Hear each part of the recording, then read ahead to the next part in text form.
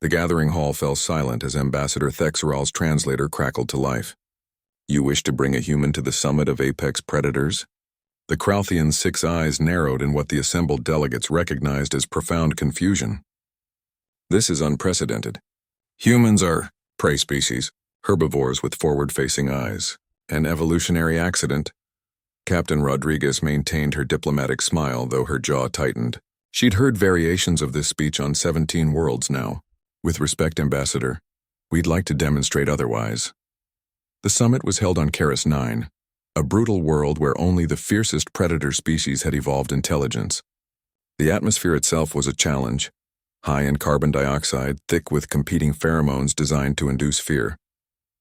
The delegates were imposing, the Kralthians with their razor-ridged spines, the methane-breathing Srith, whose very presence corroded metal, and the massive Vorthanar whose ancestors had hunted megafauna across frozen wastes.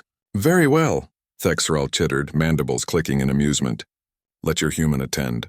The cubs will sort out the hierarchy naturally enough. Rodriguez knew what that meant.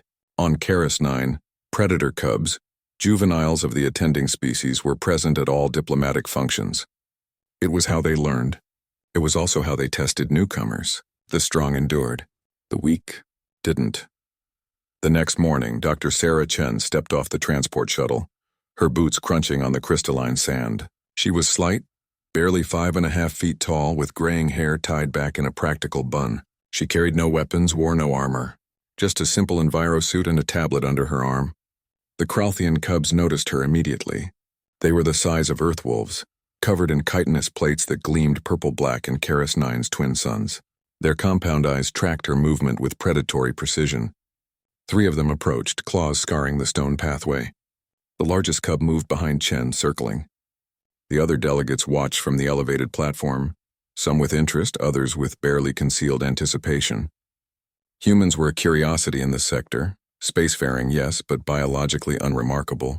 Soft skin, blunt teeth, weak jaw strength. No venom, no claws, no armored hide. The cub lunged.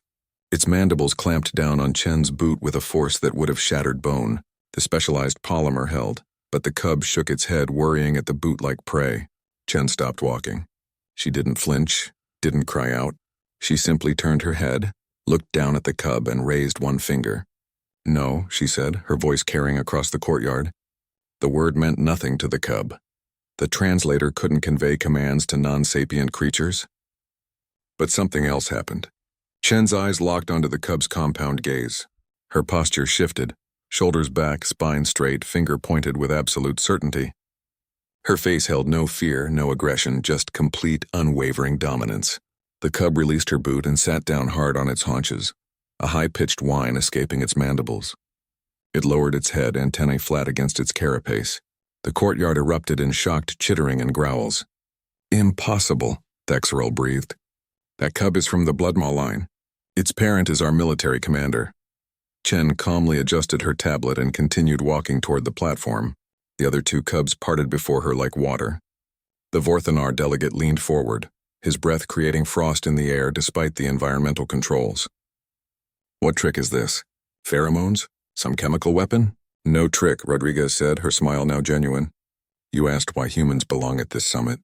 Let me explain what you don't understand about us. She brought up a holographic display. Images flickered through the air. Ancient Earth before spaceflight. Humans aren't prey. We're persistence predators. But more than that, we're pack coordinators. For 40,000 years we've been taking your cubs, wolves, big cats, raptors, and turning them into partners. The delegates leaned closer. We call it domestication, but it's deeper than training. It's a neural hack we evolved. We can read intention, project authority, form pack bonds with species that have no evolutionary relationship to us. That cub didn't obey language. It obeyed 10 million years of Earth predator instincts responding to an apex pack coordinator. Chen reached the platform, where a young Srith had begun hissing territorially. Its acid-dripping quills extended. Chen stopped, made eye contact, and waited. Just waited with perfect stillness and that same unwavering certainty. The young Srith's quills slowly lowered. It shuffled sideways, yielding space.